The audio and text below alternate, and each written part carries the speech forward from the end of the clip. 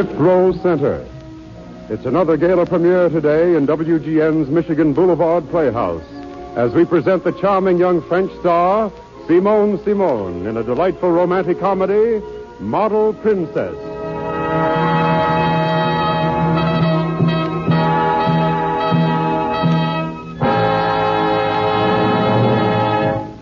Miss Simone has not only won international fame as a screen actress, but she is also appearing at present in a delightful new musical comedy, 3 After 3, now playing at the Erlanger Theater in Chicago. It's a sellout house here in the studio again today, but the best seats in the theater are always yours in Fifth Row Center.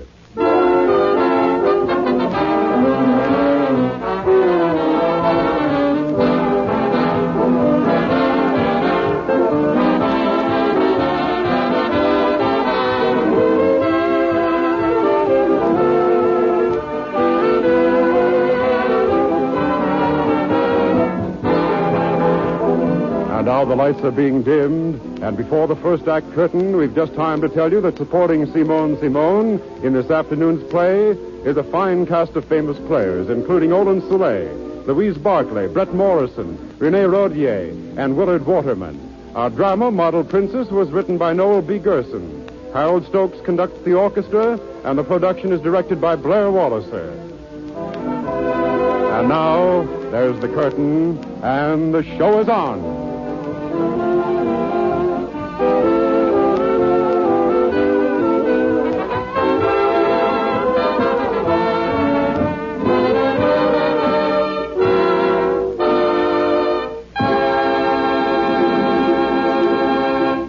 Our first scene takes place in the busy newsroom of a metropolitan newspaper in a great American seaport.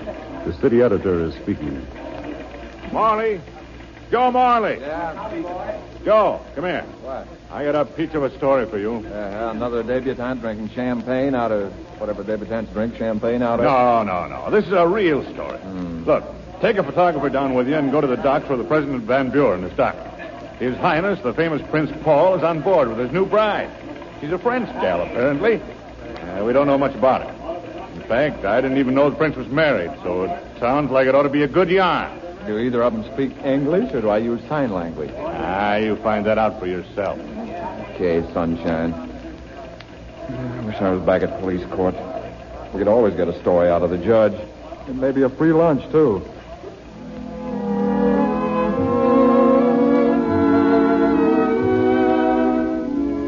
And now we move to the salon of Madame Tournay, one of the city's most famous dress designers. Madame Tournay is sitting in her office working when the door opens.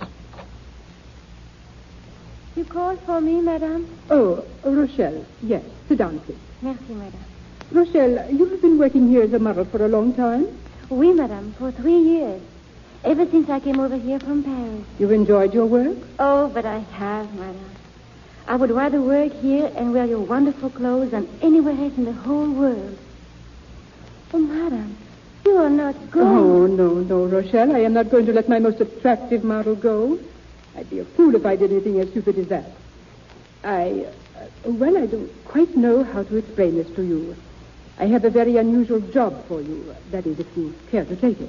Oh, we are going to have a sideshow at a racetrack or something? No. Now, please understand, my dear. If you don't want to do this, it will be perfectly all right with me. I understand, madame. Well, let me begin at the beginning then. A very important ambassador is sitting in the next room. An ambassador? Yes. He saw your picture in one of the magazines the other day, and he thinks you can help his country. Prince Paul, who is the heir to the throne, is arriving here today on a goodwill trip. Oh, yes, I know. I read all about him. He plays polo, and he's very handsome, and he speaks 5 languages, and, of course, he's very rich. How would you like to be the princess? I... Oh, excuse me, please, madame. But now you joke me with kidding. I am being very serious. The prince and his advisors decided that without a wife, he would become entangled with too many romantic young American girls. You know, wanting to marry him. And besides, a wife will help convince our businessmen that the prince is solid and serious. You are young and charming, and you are beautiful. And, of course, you can wear clothes, or you would not be here at Madame Tournay's. They have already announced that the princess is with Paul. But it is not so. There is no one. And that is why they come to you. The ambassador will pay you $10,000 if you will pretend to be the princess for a few weeks. They will take you out to the ship in a special cutter, and you will start at once. Do you want to do it? Oh, but I cannot. To be alone with a man. Oh, what will my friends think of? Oh, there is nothing to fear. You'll be quite safe. Prince Paul is a gentleman, and this is a business agreement. Oh, but everyone will know it was I. Not at all. We will change your makeup, your hairstyle, your whole appearance. People who have seen your picture in the fashion magazines won't recognize you. And neither will your friends. You will be a new person, the Princess Bébé. I, Rochelle Gaby, a princess? Oui, Your Highness. No, Your Highness. Oh, yes, Madame, I will do it. Where is that ambassador? Your princess is coming, Prince Charming.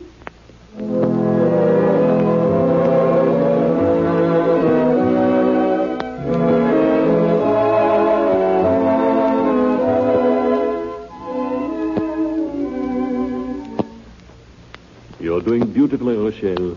You could not have done better if you'd been born a princess. Oh, these past 3 days have just been like a dream. Sometimes I can close my eyes and almost imagine that I am a princess. And when I open them and see a room as big as this one, I know I must be at least a duchess. Is this the grand ballroom of the hotel? Do they hold big meetings here? Oh, this is just the royal suite. I wonder. Do they think kings and queens and princesses are bigger than other people? The rooms are always so much larger. This afternoon may be rather difficult for you. It'll be the first time you see a member of the press alone. It'll be difficult for you, too. Going to start building a new embassy and making a big speech. This won't be a novel experience for me, my dear. I've had enough experience with cornerstones to be an expert stone mason by this time. I've been making speeches since I was 10 years old. Yes, it must be very boring for you. But I am enjoying myself. And I'm going to enjoy being interviewed today. I hope. Now, just remember this. If you get into difficulty, a member of the staff will be in the next room. I will remember. Mr. Joseph Morley of the Star Express is here by appointment to see Her Highness. You may show him in. Are you leaving, Your Highness? Yes, I must go. And do your best. Oh, dear. I shall try very hard. Adieu, Paul. Adieu. Entrez. Your Highness, I'm Joe Morley, the Star Express. How do you do? Will you not come in? Thanks. Please sit down. Well, maybe you can tell I'm a little bit on the edgy side. You see, this is the first time I've ever interviewed a princess. How nice. We're starting together then. This is the first time I have been interviewed alone by a newspaper reporter. It is? Yes. I mean, you see, the first time in your country. Oh. Didn't quite get you there for a minute. Well, then, shall we begin? Mm-hmm. Have you been a reporter very long? Almost 5 years now. Do you enjoy your work? Yeah, pretty well. But I'd like to get away from this sort of stuff. You know, I don't like to pry into other people's lives. Well, what would you like to do? Well, I own some property up in Vermont. I'd like to go up there and live. Oh, it's wonderful up there in the winter. Everything, as far as you can see, is all still, white, and sparkling. It's cold outside and warm inside and crisp everywhere. That sounds enchanting. Yeah. Yeah, but that's the whole trouble. It's too good. I'll never get there. Well, why not? Well, I can't go up alone. I'm not married. I don't even know any girl who'd want to bury herself up in the Vermont hills with me. I should think any girl would love living that kind of a life. You do? Of course I do. Well, why can't you find the right girl? You tell me, sister. I beg your pardon, Your Highness. Oh, that's all right. Oh, really? I'm terribly sorry. Well, don't apologize. I'm okay with that crack. Hey, wait a minute. What kind of an interview is this, anyway? You're asking me all the questions. Now then, what about you? Oh, there's nothing very remarkable about me. I was born in Paris, And I lived there most of my life, and here I am. You're being rather modest. No, that's all there is to me. Yeah, well, that isn't every girl who marries a prince and will someday be a queen. Not every girl wants to be a princess or a queen. No? What do they want? Maybe they would like to live on a farm in Vermont. Yeah. Okay, kid me if you want to, but I'm going to use that in my story anyway. Princess would prefer life on simple farms. Now, you are kidding me. No, not a chance. Tell me, Princess, you don't mind my getting personal. How'd you happen to fall for his nibs? I mean, Prince Paul. The prince is... Oh, I'm sorry, doggone, there I go pulling another boner. Please forgive me. I imagine it's pretty hard for a girl not to fall in love with a man as good-looking as Prince Paul. There's nothing to forgive. Well, I've taken up enough of your time, Princess. Thanks for the interview and for everything. Really, it's been swell. Perhaps we shall meet again. No, not much chance. We live in different worlds, Princess. Perhaps they're not as far apart as you think. The life of a princess is not very different from that of a clothes model. Yeah. Well, that's a neat way of putting it, anyway. Well, so long. Why don't you come to dinner with us? Me? Why not? Well, why not? Meet us here at 8 o'clock. Well, won't his nibs, won't the prince be sore? Oh, I don't think so. He's very wide-minded. At 8. At 8.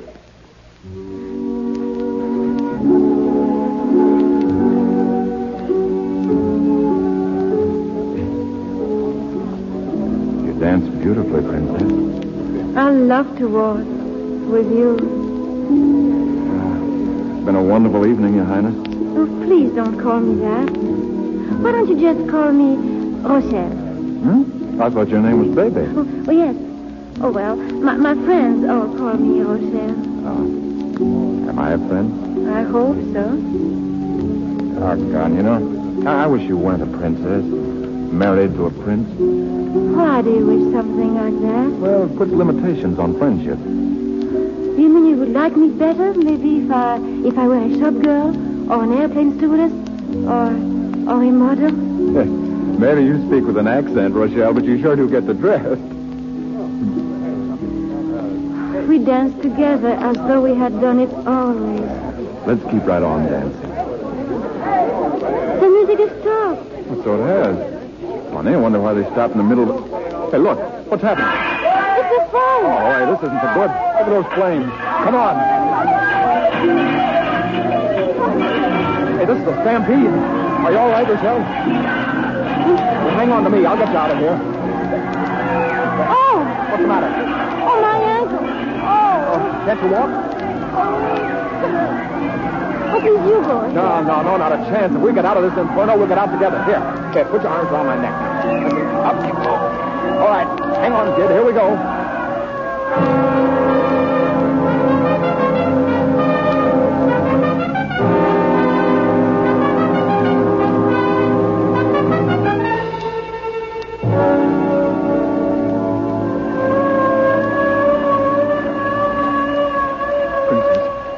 Rochelle, are you all right? We're safe. We're out. Oh, say something, please. Are you ill or what's wrong? Oh, darling. Darling. Give her air. She's fainted, buddy. You called me darling. Are you all right? You saved my life, and you called me darling. I called you... Oh, I'm sorry. That was a pretty rotten thing to do. I keep forgetting you're married to the prince. I was holding you in my arms. Sort of lost track of things, I suppose. Please, don't think too badly of me. Whatever I think of you, and I shall think many things, it'll never be that. I promise you.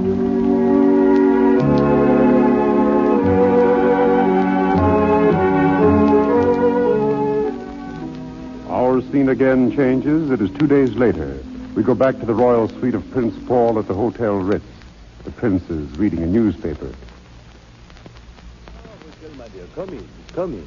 Please, sir, I want to speak to you, Paul. Your Highness. But of course, I'm merely reading the papers. We have another fine press today, thanks to you. Oh, that's what I wish to speak to you about. I want to stop now. To end this silly farce at once. You want to do what? There's no pleasure in this game of pretending to be someone else. You've been very kind. You've been wonderful.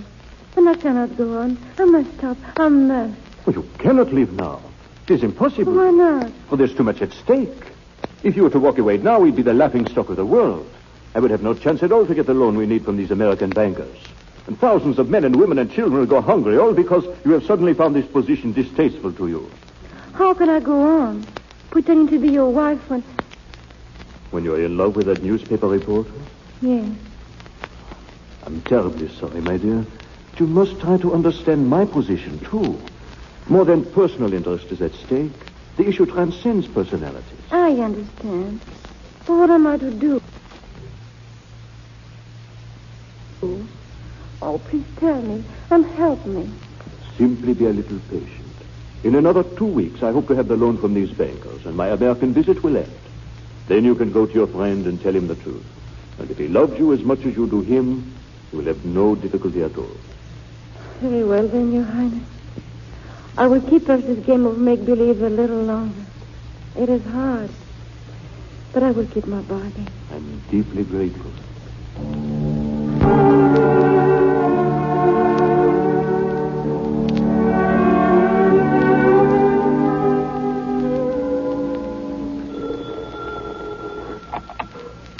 Hello?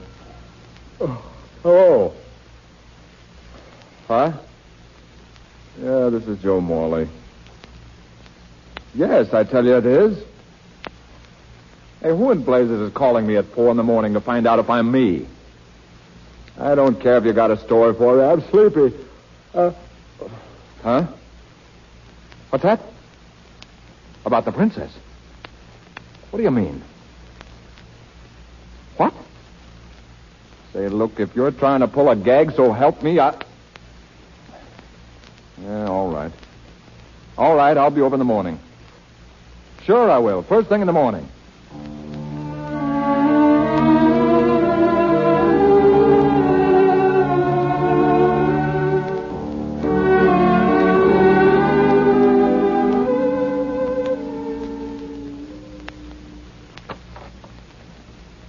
How do you do? Please come in, Monsieur Morley. Now, let's get to the point. What's this all about? Monsieur Morley, I am the Princess Bebe. Oh, really? You are the Princess Bebe. You may jeer if you like, but I have ample proof. Here, look at these papers before we continue this discussion any further.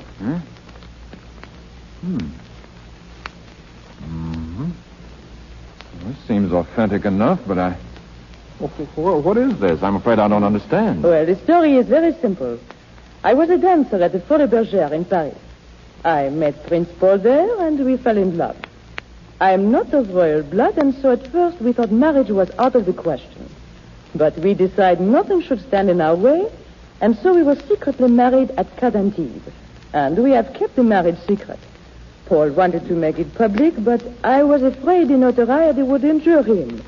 And so we had a quarrel. And at the last moment, I did not accompany him. After reconsidering, I decided I had been a little bit hasty, and I came on the next ship.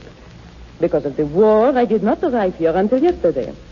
And then I discovered that a little Parisian imposter was calling herself Princess Bebe and has been appearing everywhere with my husband. An imposter? You, Princess... this is a little hard to get all in one swallow. Let me continue, please. You have written many stories in your paper about this artificial princess. So I want you to know the truth. Here are some of my pictures. Now you can print the truth in your newspaper. Yeah. So she isn't even married to him. Yeah, now I can print the truth all right. Joe Morley, the world's #1 sap. Yeah, that'll make a great story.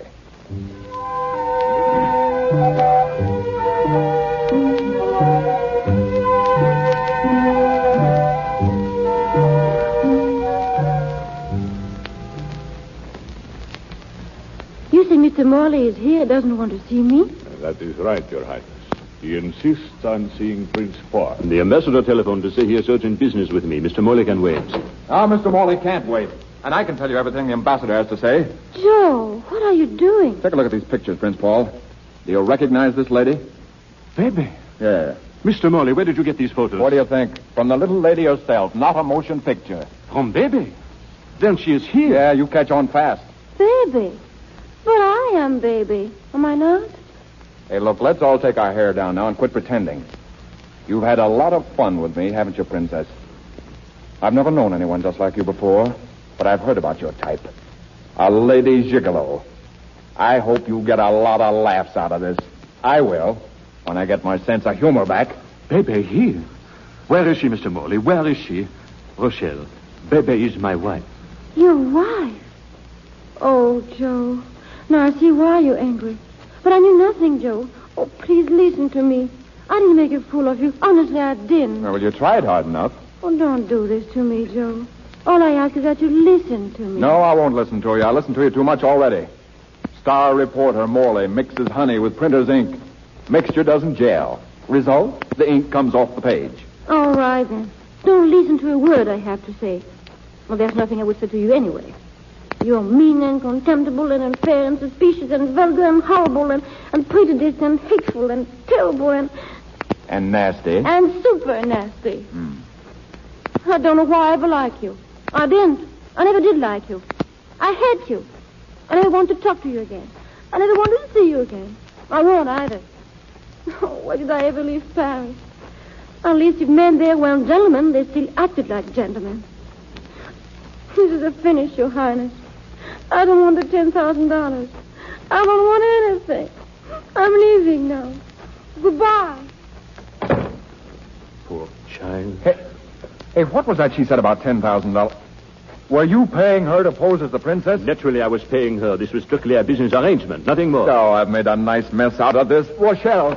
Oh, she's gone. You're a discerning young man. Well, I've got to find her and tell her I didn't understand. I made a terrible mistake. There are many entrances to this hotel. You'll have a difficult time. Well, do you know where I can reach her then? I do not. You mean even if you did know, you wouldn't tell me? Correct.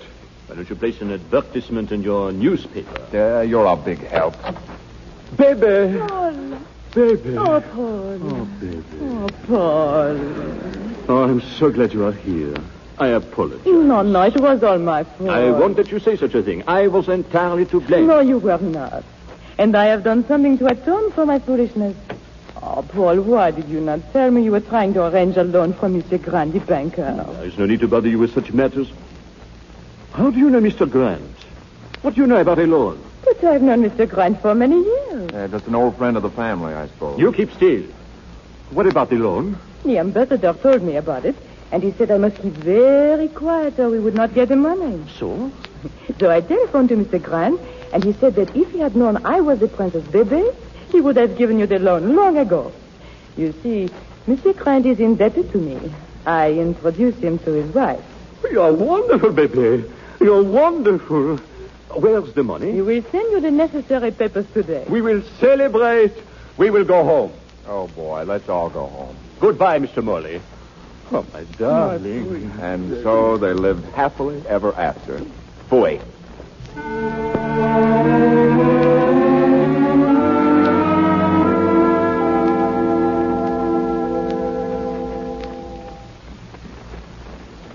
You're so good to take me back, Madame Tony. I have disgraced you and myself. I'm such a little fool. Nothing of the sort. Forget the whole experience, child. It was very unwise of me ever to allow you to do it. Oh, no, Madame. It was my own fault. Nonsense. You are just allowing yourself to dramatize the situation. You made the mistake of falling in love with a young man who obviously was not worthy of you. Now then, forget it and go back to work. A new line of evening dresses has come in. Go try them on. And if there is one you like particularly well, you may keep it. Yes, Madame. Thank you so much. Hello. Get me the Sarge first, please.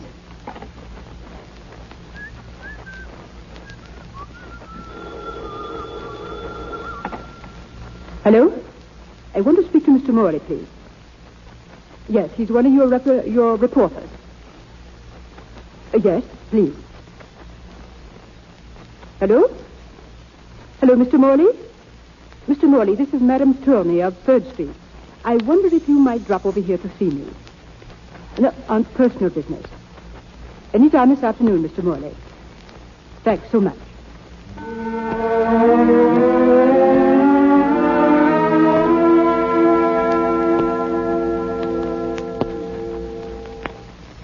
You seem like a very presentable young man, Mr. Morley. You don't look at all like an ogre. Now, look, you didn't ask me here, madame, to compare me with mythical animals. Now, what's this all about? I have been hearing quite a little about you, Mr. Morley, and I wanted to see you for myself. Who's been talking about me? One of our models here? I don't know any models. Maybe you got the wrong guy. You know this one, I think. Her name is Rochelle. Rochelle? Where is she? I want to see her. I've been looking all over town for her for a week. Where is she? Suppose I have her come in. Oh, pardon my boyish enthusiasm and lack of self-control, madame. Hear me, please. Ask Rochelle to come up here at once, please. Oh, madame, how can I thank you for this? Don't yet. Wait and see if she'll speak to you first. I'll leave you here to wait for her alone. Let's see now. Hello. No, that won't do. Hello there. No. All right. You wanted me, madam? Oh! Very much. Go away. Now, that's not very reasonable. I'm here and you came in. If there's any going away to be done, you're the one to do it. How'd you get here? Well, taxi cabs, we call them in this country. A man drives and you tell him where you want to go, and he takes you there. It's quite simple. You're most amusing. Thanks. You're not so bad yourself. I am leaving. No, wait, Rochelle, please. Oh, let me go. You walked out once before, and it took me a week to find you. I'm sorry, darling. Really, I am. Did you say darling? Yes, darling. Oh, I see. Darling. Now I'm going away. Going away? Where? To Vermont? Are you going alone? No, I'm taking my wife. But you're single. Are you getting married? Sure I am. Have you asked her to marry you yet? Not yet. No. Well, then how do you know she would marry you? I've got a sneaking idea. Well, you're very sure of yourself, Mr. Joe Morley. I'll say I am. Why, I'm offering her the life of a princess. Then I am sure she will answer yes.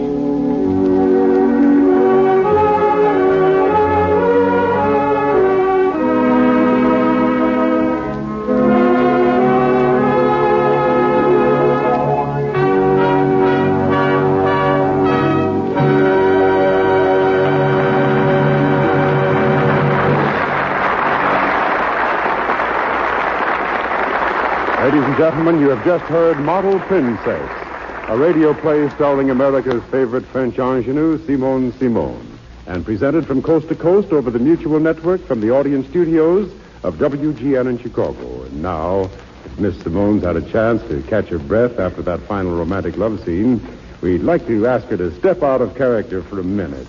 I think our audience will agree that Miss Simone gave a very beautiful performance this afternoon. Miss Simone.